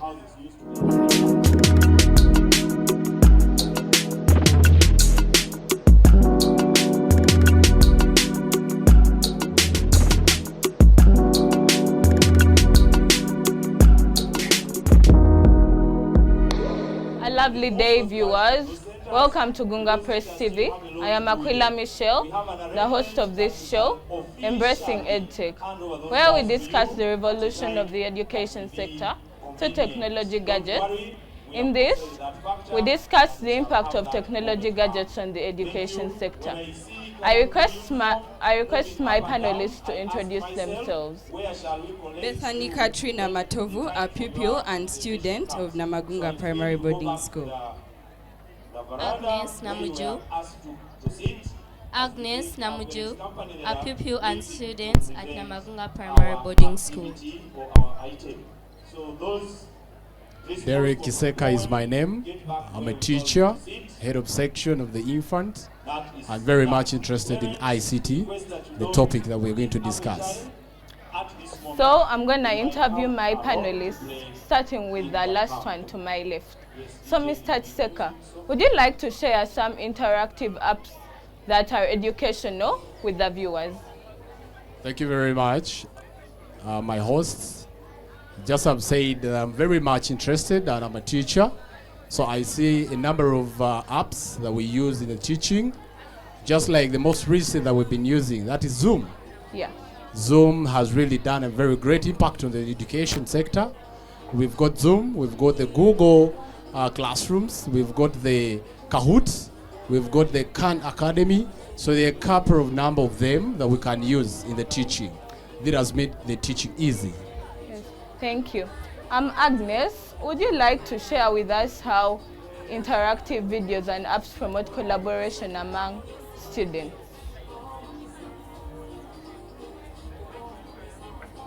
They do so by having online platforms and social media network, which helps us to have real-time discussions with our teachers, promotes group work, and most importantly, fostering teamwork. Such online platforms, we have the Zoom, which really helped us during the COVID-19 pandemic to continue with the learning process, despite the fact that we were all locked up in our different homes. Okay. Agnes, you are the ICT prefect, Namagunga Primary Boarding School. I'm sure you know more about ICT than we do, right? So would you like to tell us how technology devices in the education sector can help us in our future careers? So, about the technology devices, they are really important to us. How? We get skills about technology. When we grow up, we are going to go and get jobs. But in these jobs, we use technology. So we have to have those skills when we are still young, so that as we grow up, it's easy for us to get jobs. It enables us to advertise goods. Those goods enable us to get the wider market we need in the company, and it helps us to earn money for our families, our parents, and everyone who depends on us when we grow up. Thank you. I'm really impressed. So Mr. Derek, would you like to tell us how the interactive educational apps can motivate the learners in their studies? There are a number of ways, a number of strategies that can really help and motivate our learners in the teaching. Just like the Zoom, most of our learners are so excited, like to see their teachers the other ends, and then themselves these other ends. So one, they are so motivating in a way that the learners are so excited when we are using such apps, because most of them, the kids of these days, like screens. Yeah. Those days where we used to match off the chalkboard, literally it's now a boring way of teaching. But now if I use the screen, if I use a computer, if I use an iPad, if I use a tablet, it's really so amazing, and these learners get to learn what we're teaching. Okay, thank you. We all know that despite the advantages, there are also disadvantages. Would you like to tell us the challenges that are facing learning using technology gadgets? Thank you very much, my host. Once again, I want to say there are a couple of challenges, but the most affecting challenge of these days is the love the girls and the boys or the pupils have for the gadgets. A number of them, when they interact with their parents, the first thing they have to pick from their parents is a phone. And you realize most of our learners now have got iPads and tablets. So the way of one of the challenges now we have currently is the misuse. Most of our learners are kind of exposed to really irrelevant information that is beyond their age. So misuse is one of the challenges. Maybe the other challenge that we can also talk about is the prices. Some of the gadgets are quite expensive to purchase. So you find that the little ones, those kids in villages, they literally can't afford. So it's also a very big challenge to afford those gadgets. Maybe the other is most of them are chargeable. So places where we don't have power, literally we can't use these gadgets. So but the most challenge that we have is the misuse. So we need to bring up ideas and guidelines to see on how to control the use of these gadgets. Thank you. I really get you. Back to my student panelists. The question is to both of you, so each of you is going to give me an answer, right?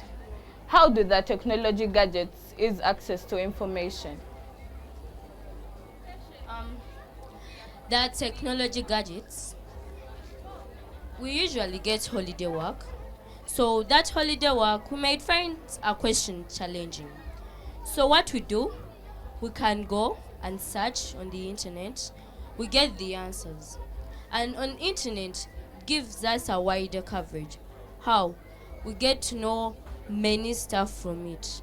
Even what we didn't want, they include the information. So it helps us to know more about the topic we are searching about. Thank you. Okay. Yes. They help us to get daily conversations with our teachers. Some of us in the big classrooms we fail to get one-on-one time with our teachers. But using the different devices, we can get time to talk to our teachers, like a direct conversation, which helps us to identify our areas of strength and weakness. And it also helps our teachers to change their strategies of teaching in order to benefit each student. Thank you, my guests, for your perspectives. Thank you, viewers, for watching Gunga Press TV. I am Aquilele Michelle. I was presenting the show, Embracing EdTech. I'm sure we have all learned the advantages of EdTech in our education, especially, how can I say? Yes, easy access to information, preparing students for the future. Here we can create a dynamic learning environment for all the students in the world. Thank you for watching.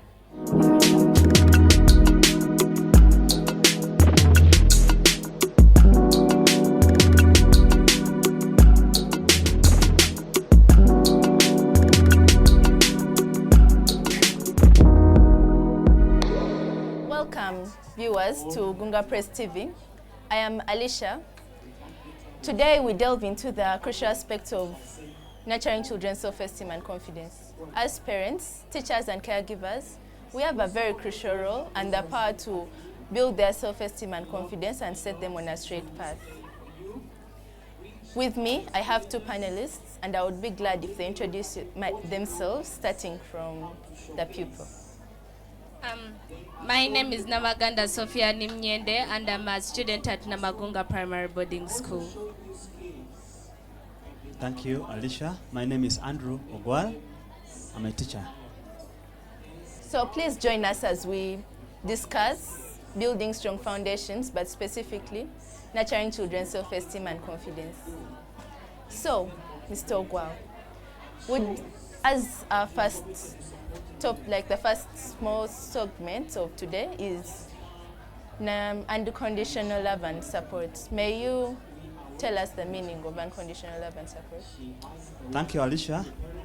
Unconditional love, just like the word states, is a kind of love you offer to somebody without any underlying condition towards or attached towards it. You provide for somebody everything you have to provide for them, not because you get something out of it, but just out of the heart, out of the heart. That is what I understand by the unconditional love. Thank you. So, what do you think is, as far as you've explained, I've understood that maybe a bit of it talks about maybe praising children's small successes. Could you tell us the importance of praising those small achievements and successes? Okay, so in the learning situation, we always have children, and these children, we are required to nurture them, we are required to take care of them, just like our biological children. So we would provide everything for them within our reach.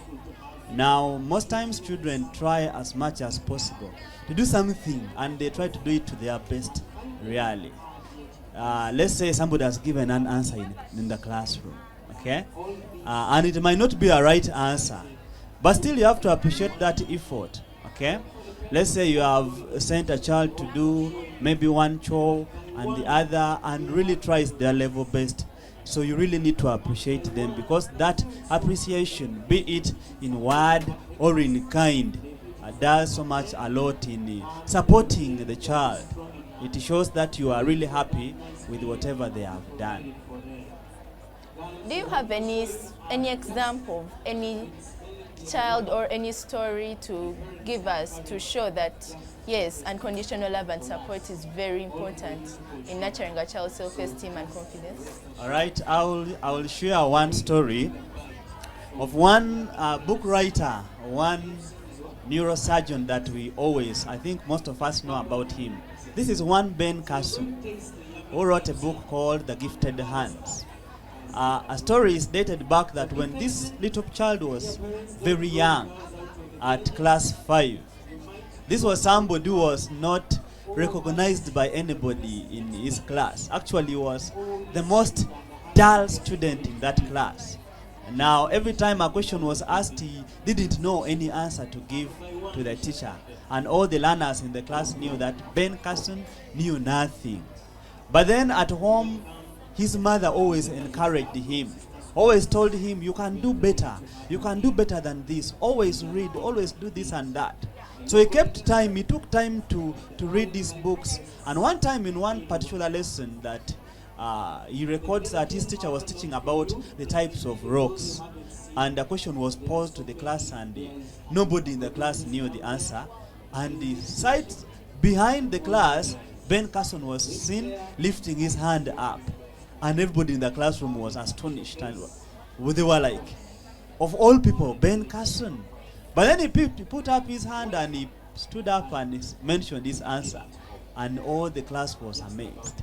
From there on, he records that he kept on topping up in his classroom until he finished his studies. And he became the best, actually one of the best neurosurgeons to separate two joined twins. And he wrote the story about it. So that is just one story to tell us an example of supporting a child, showing a child the unconditional love. One may not be doing so well in one particular area, but the support, the moral support you give them, the encouraging words, the appreciation plays a lot in the life of a child. Thank you very much for that good example. So, as we go to the next segment, Sophie, the next segment is encouragement of individuality. What are some of the talents children, like children have individually, and why do you think they should be embraced and encouraged to embrace them? I think talents are very important in a child's life. When someone develops something they know, even if they are not good education-wise, like in the classroom, but maybe someone can sing, someone can swim, someone can run, someone can play football. It helps them, even if they may not be able to achieve in the classroom, but they have something else that they can run to. Some people who are successful in life, it's not because of what they studied or how much their parents put into them, but it's their talents that have helped them develop. Yes. So, how can you, like every child, a talent is one of the unique qualities of children, right? So how should we, can I get more clarification on how we can help them to embrace those unique qualities and to cope with it, so that they may be able to build it and they reach further levels? I think when you realize a child has a talent, you have to just keep encouraging them. If someone can sing, you tell them, wow, you have a good voice. Or maybe they can sing, you tell them to keep going, and then they'll get successful. That encouragement really helps a child. Yes. So thank you very much, Sophie. Back to that chair. As children, we have the ability, we have different abilities in studies, in everything, and in whatever we do. What is the use of setting those realistic expectations as parents and as educators in nurturing the child's confidence? Okay, thank you once again. It is important that in whatever we do, we should really have a goal where we are expected to achieve something at the end of the day. You can set your target, your goal as an individual. One can set for you, but in most cases it is important when you set your goal as an individual and you really strive towards achieving it. Now we are talking about the realistic goals. Because some goals we set them, and when you examine them really, the reality in it will not come out. Those goals are some of them that at the end of the day, one will fail to achieve them. Okay? So in the purpose of setting a realistic or unachievable goal to a learner or to a child, it is important that you sit down with that person, that learner, and let them tell you their abilities. What can they achieve? Okay, let's say in class we say, based on the results that have come out and based on the different examinations a child has done, okay, so you tell them that now consider yourself. If you gauge yourself, what mark can you really achieve? Okay, based on whatever they know or based on the current experience they have undergone. So that will enable a child to really come up with a realistic goal that will make them to really achieve them at the end of that particular program. Okay. So, thank you so much for attending this talk show. As we conclude this inspiring episode, we have realized that the teachers, the parents, and the caregivers have a very crucial role in molding children's self-esteem and confidence. By providing the love, the care, and the support, the encouragement of individuality and others, they will be able to mold these children's self-esteem and confidence, build them up, and set them on a straight path to success. Thank you so much for watching this show. Stay tuned. I remain Alicia. Thank you.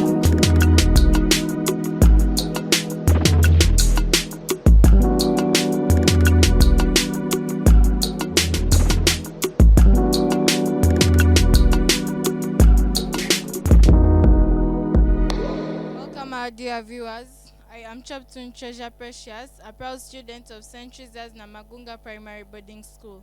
This mighty school was founded by Mother Kevin Carney in 1936 with a mission to provide the girl child with quality education. And indeed, with strong governors and teachers supporting the school, it has provided the quality education a girl child needs. In this provision of the quality education to the girl child, this school has carried out many activities to support the girl child throughout her journey. These include club exhibitions, sports days, debates, and many others. Today, as I stand here, is the academic exhibition 30th July 2023. This academic exhibition is mainly organized to empower the girl child with practical skills for self-reliance.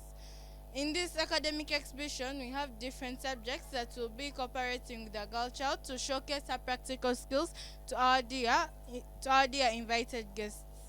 We have English, mathematics, science, social studies, Luganda, arts and crafts, and many others to see. Mainly and particularly, I am in the Gunga Press TV, the main producer of this studio. In the Gunga Press TV, we mainly talk about challenges and solutions that can be to the challenges mainly faced by our dear nation, Uganda.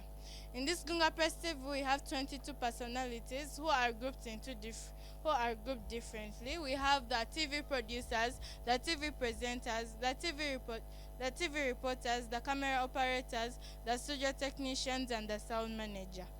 I am going to introduce one by one to tell you what they mainly do at this studio, and the presenters who will tell us their main topic and the reason why they chose this topic to tell it to you. Good afternoon. Good afternoon. The viewers would like to know your name, please. My name is Amake Leslie Stefania, and I'm the digital content manager at Gunga Press TV. Thank you. Hope you shall manage our channel well. Hi. Hi. Could you please tell the viewers your name? My name is Marcelina Prosper from Namagunga Primary Boarding School. Marcelina, in this Gunga Press studio, what is your main function? I'm a TV presenter at Gunga Press TV. Could you please tell the viewers what you will mainly talk about? Navigating moral degradation in the digital era. Of all the problems that are facing this dear Uganda, why did you choose this? I wanted to try and prove to the world that technology is not immorality. It just depends on the way you guide your children, on how you use your gadgets, and mainly how have you used it and how have you guided the people around you to use them. Okay. Marcelina, I once heard that you wanted to be an investigative journalist. This being your stepping stone to this success of yours, what would you like to say to the viewers and our main trainer who has been helping you and supporting you? First of all, I'd like to give a very big thank you to Mr. Muchibi Morris, for he has trained us and he has helped us understand what journalism is. And I really love journalism, and he has helped me to continue to be more determined and all. Okay, Marcelina, hope to see you through your next show. May you please say goodbye to the viewers. Hi. Hi. Tell your name to the viewers. I am Alicia Marianne. Mariana, today as you're at the Gunga Press TV studio, what are you mainly talking about? I am mainly talking about building strong foundations, but specifically nurturing children's self-esteem and confidence. Why this topic to the viewers? I discovered that there are very many children out there who have a very low self-esteem and confidence. Yet that's the main thing in this era. We are supposed to use our confidence and self-esteem to get the jobs. That's one of the reasons why people have jobs. Well, dear children, hope you're ready to build your confidence with Mariana. Thank you. Hello. Hi. Could you please tell the viewers your name? I am Owengabo Clara. Clara, today as you stand at the Gunga Press studio, what are you mainly talking about to your viewers? I am discussing empowering children to achieve their aspirations. Why this topic to the viewers? Because I realized that many children in this generation, they have dreams, but most of them are let down because they don't know who to support them. But during my discussion, we emphasize that parents are the great support of their children and they are their first role models, so that the children can grow and in whatever they do, they look up to their dreams. Well, dear children, hope you're ready to show the world your dreams with Clara. Thank you. Hi. Hi. Could Could you please tell the viewers your name? My name is Aita Emanuela Elizabeth, and I'm from Namagunga Primary Boarding School. So, Emanuela, today as you stand in the Gunga Press studio, what will you mainly talk about? My main topic of discussion is the importance of talents and how parents can help their children to develop their talents. Why, of all topics, did you choose this one? I chose this topic mainly because there are children out there who are seated on their talents and they do not know how to develop their talents, they do not know what to do, and there are parents out there who do not know how to help their children to develop their talents. Well, dear children, hope you're ready to develop your talents with Emanuela. Thank you. Hi. Hi. Tell the viewers your name, please. I'm Basilka Gabriela, a presenter at Gunga Press TV. Gabriela, what are you going to talk about on this nice day? I am going to talk about unlocking potential, strategies for developing Uganda's Karamoja and Northern region. Of all the regions in Uganda, why did you choose Karamoja and the Northern region? I chose Karamoja and the Northern regions because most parts of Uganda are developing, except this Northern region. The government is concentrating on the Central. The Central has developed, so I want to let the government know that Karamoja and the Northern region also exists and it also needs development. Well, dear people of Karamoja, hope you're ready to see the development with Gabriela. Thank you. Hi. Hi. The viewers would like to know your name, please. My name is Eloko Aquila Michelle. Aquila, today as you stand on the camera, what are you mainly talking about? I'm going to talk about embracing EdTech in the education system. Why, of all these topics, did you choose this one? I need people to realize that technology is important in our studies. Like, it prepares us for the future, especially in our future careers. And people should also realize that technology is like developing. So our era is mainly becoming technology, tabs, laptops, and that stuff. And soon we are outgoing blackboards. So, well, dear Ugandans, hope you're ready to improve your technology with Aquila. Thank you. Hello. Hello. Could you please tell the viewers your name? My name is Esther Mukisa. Esther, today as you stand in front of these cameras, what are you mainly talking about? I'm mainly talking about a parent's guide to nurturing children's health and well-being. Why this topic? I chose this topic so as to inform our parents that some of the children's health and well-being is not very good. So I hope they'll get some points from this discussion and they'll change their children's health and well-being. Well, dear children, hope you're ready to get healthy with your parents and Esther. Thank you. Hello. Hello. Could you please tell the viewers your name? My name is Kaya Mary Ashley. Ashley, today as you stand in this studio, what are you mainly talking about? I'm mainly talking about transforming Uganda's education system and empowering students for the 21st century. Why this topic?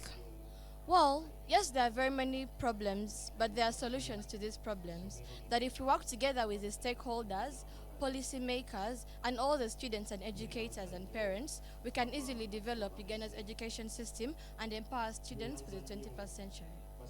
Okay. Well, dear viewers, hope you're ready to develop your education with Ashley. Thank you. Hello. Hi. Could you please tell the viewers your name? My name is Nangendo Maria Vanuela. Vanuela, what is your post in the Gunga Press TV? I am a news reporter of Gunga Press TV. Could you brief us about what you'll do as a news reporter today? I will mainly interview those participating in the academic exhibition of Namagunga Primary Boarding School about the skills they have got and how they will benefit them in their future careers. Well, dear viewers, if you want to meet the news reporter, Maria Vanuela, stay tuned on Gunga Press TV. Thank you. Thank you.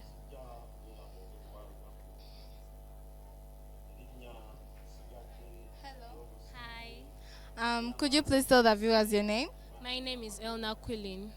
What is your major post in the Gunga Press TV? I'm the producer and I'm a news reporter. Oh, my dear co-producer, could you please tell us what you will mainly be doing during this academic exhibition? As a producer, I'll moderate the members to get their panelists ready. And as a news reporter, we shall gather information from the different villages and broadcast them on the screen. Well, dear viewers, stay tuned on Gunga Press to see Elna Quilin do her jobs. Thank you. Hi. Hi. The viewers would like to know your name, please. I'm Kayla Nav Kenya. Kayla, today as you are at the Gunga Press studio, what is your main post in this or today? I am a news reporter. As a news reporter, what are you mainly going to do? I'm going to collect information from different villages, mainly art and technology and sports.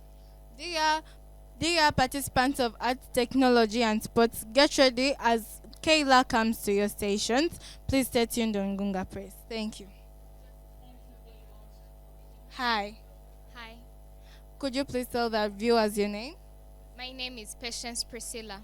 Priscilla, today as you are in the Gunga Press TV, what are you mainly going to do? I am going to work upon the digital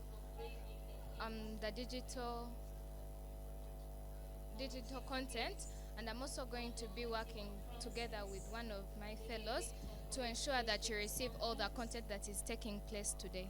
Well, dear viewers, if you have a problem with your digital content and you want to know about the academic exhibition, go to Priscilla. Stay tuned. Thank you. Hi. Hi. Could you please tell the viewers your name? I'm Gabriela Carol. Gabriela, today as you stand in the Gunga Press studio, what will you mainly do? I will mainly organize the seats for the panelists and the host. Well, if you really want to come here in the Gunga Press studio and you want to sit, well, Gabriela will make sure that your seat is prepared. Thank you. Hello? Hello. Could you please tell the viewers your name? I'm Angel Brenda. Angel Brenda, what will you mainly do at the Gunga Press studio? I will be mainly organizing and preparing the studio. Well, dear viewers, hope you want to have a comfortable seat in the studio. Go to Brenda. Thank you. Hi. Hi. What is your name? My name is Chiberu Elizabeth. Chiberu, as you are in the Gunga Press studio, what is your main function? I am supposed to make sure that backstage, the people in backstage give the people talking a conducive environment. Well, dear viewers, if you want a conducive environment, Elizabeth is here to provide it to you. Thank you. Hello? Hello. Could you please tell the viewers your name? I'm Augustine. Augustine, today as you stand at the Gunga Press studio, what will you mainly do? I'll make sure that the cameras are set before the show starts. I'll make sure that everything is in good condition before everything is started. Well, dear viewers, if you want all your shows to be ready in time, go to Augustine because she's here. Thank you. Hi. Hi. Could you please tell the viewers your name? My name is Vanessa. Vanessa, as you stand in the Gunga Press studio, what will you mainly do? Mainly be a camera operator. As a camera operator, what is your major duty? My major duty is mainly about operating the camera. Well, dear viewers, if you want to have a side view of the people who will be talking in the Gunga Press studio, come to Vanessa. Thank you. Hello. Hello. Could you please tell the viewers your name? My name is Ashley. Ashley, today as you stand in the Gunga Press studio, what will you mainly talk about? Me, I'm a camera operator. As a camera operator, what is your main duty? To operate the camera. As you operate the camera, will you make sure that I get a side view and the rest? Yes, I will. Dear viewers, if you want to get a side view in the Gunga Press studio, Ashlyn is there. Thank you. Hello. Hello. Could you please tell the viewers your name? I'm Namagunga Jemima Keisha. Keisha, what is your main role in the Gunga Press? I'm a TV presenter. As a TV presenter, what will you mainly do? I will mainly discuss the topic of empowering girls through technical and vocational education. So, of all topics, of all ways of empowering the girl child, why did you choose vocational and technical education? I I chose that topic to bring awareness to the country of Uganda that girls can do as much as the boy child can do, and that a girl child is an empowerment, and by skilling her, we can promote gender equality in the country. Dear girls, hope you are ready to show the world the iron and steel you're made of with Jemima. Thank you. Hi. Hi, Could you please tell the viewers your name? my name is Cynthia Aaron. Cynthia, what is your main duty in the Gunga Press Studio? I'm the chief editor.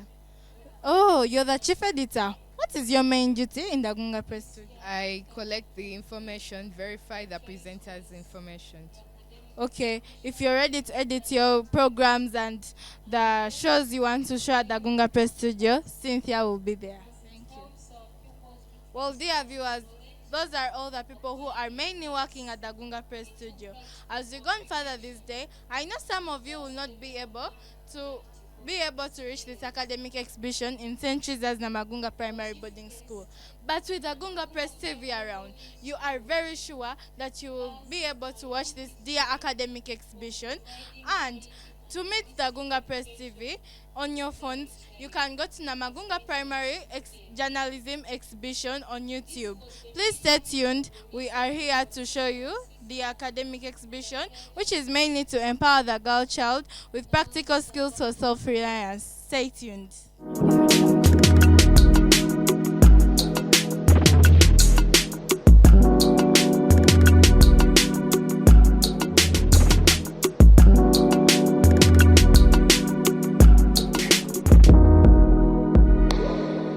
Good afternoon to you, the viewers of Gunga Press TV. Today, we have one of our most talented teachers of the school. Please, may you introduce yourself?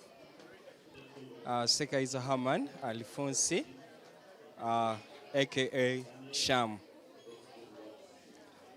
Thank you. Nice to meet you. So today in the English village, we have a number of activities. Here, we are in a bakery. I would like to know the name of the bakery. Sweet Salvation Bakery.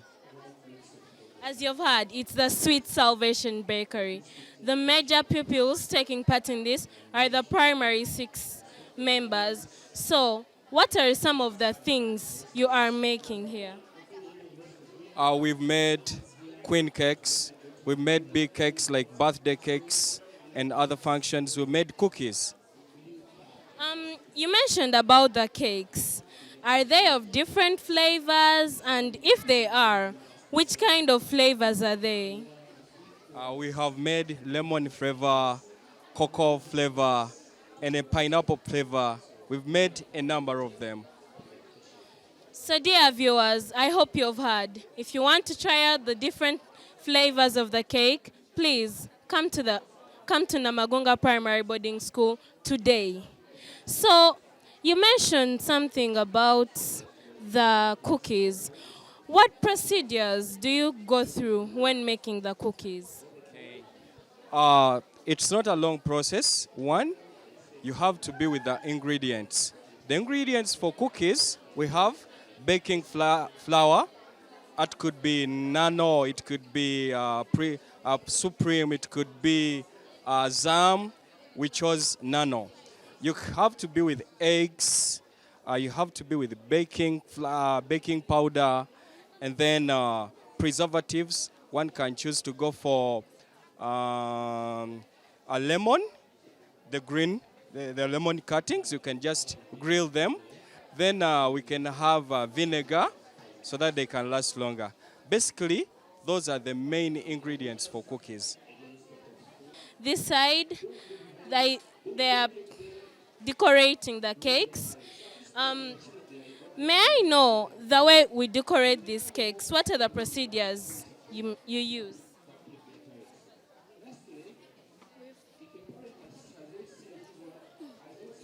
When we are decorating these cakes, we use egg whites, not egg yolk, because egg white has starch and egg yolk doesn't have starch. So we get the egg white, beat it until it forms a foam.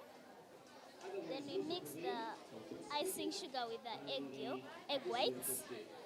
Then it will form this.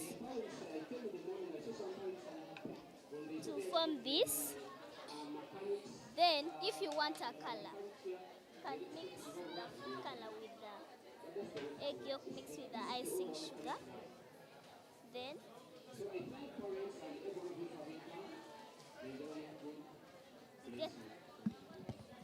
get a spatula and do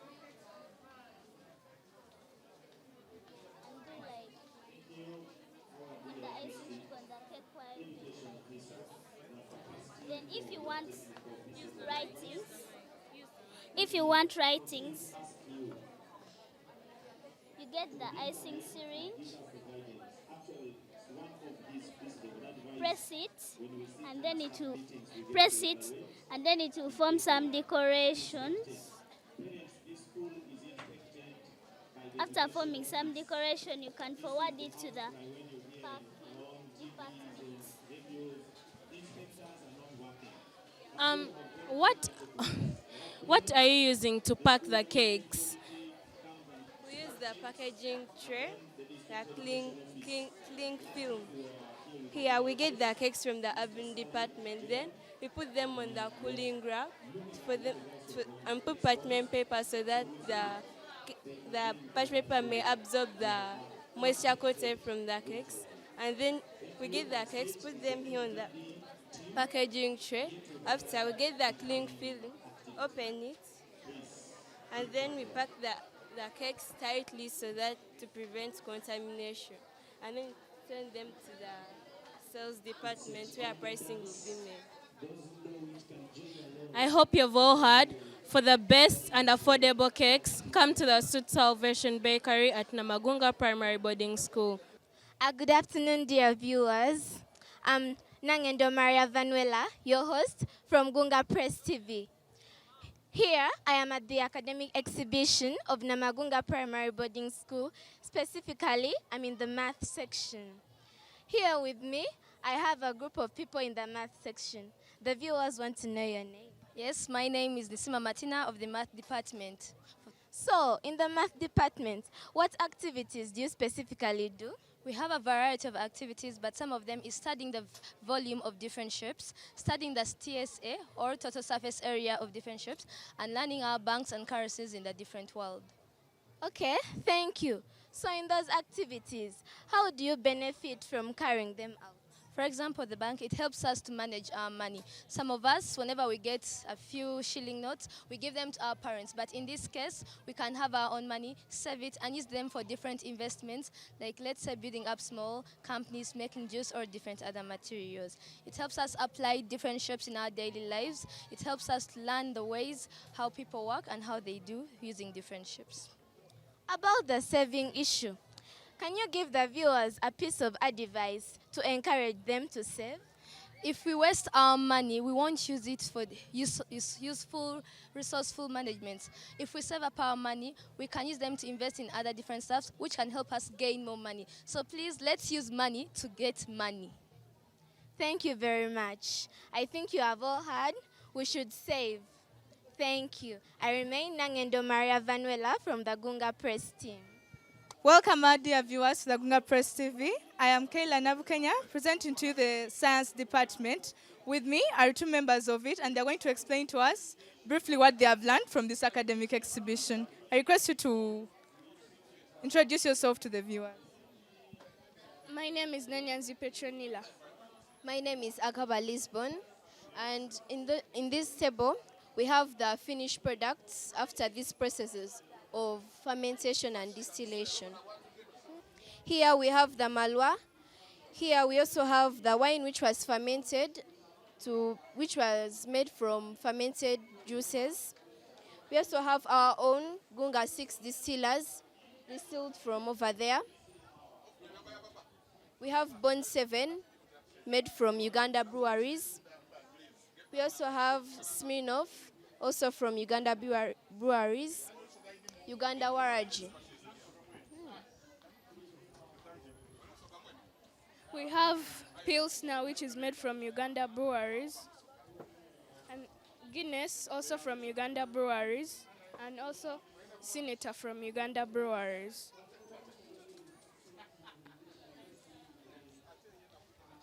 Here we are having the sales table, and the Gunga 6 distillers waraji is at 15,000 shillings. Gilby's Gin is at 60.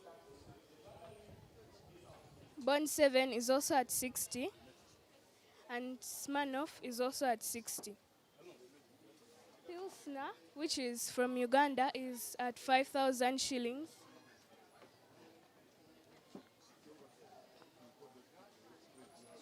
Guinness, which is also made from Uganda, is at 5,000 shillings.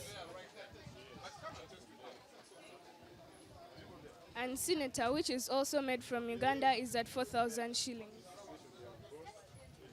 Thank you for listening.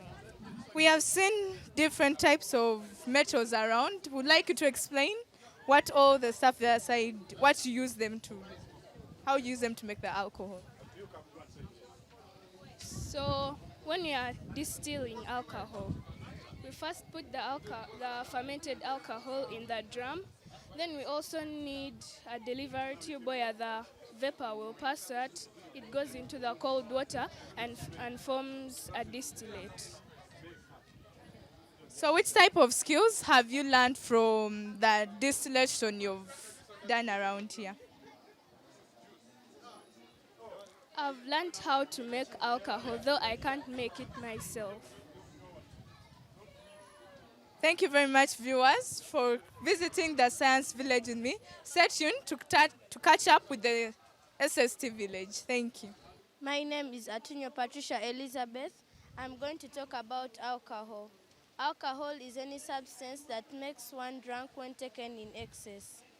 Here we have sorghum, which is a raw material used to make bottled beer, and millet, which is used to make malwa, and dry cassava, which is fermented and later on distilled to get waraji. And we have maize, which is fermented to get kwete. This is germinating millet, where we grind it to get yeast. We get the roast fermented millet flour, put it in water, mix it with the yeast, and mix them to make the roast fermented millet soft. Cover it to provide warmth, and keep on adding yeast so that it can be able to ferment faster.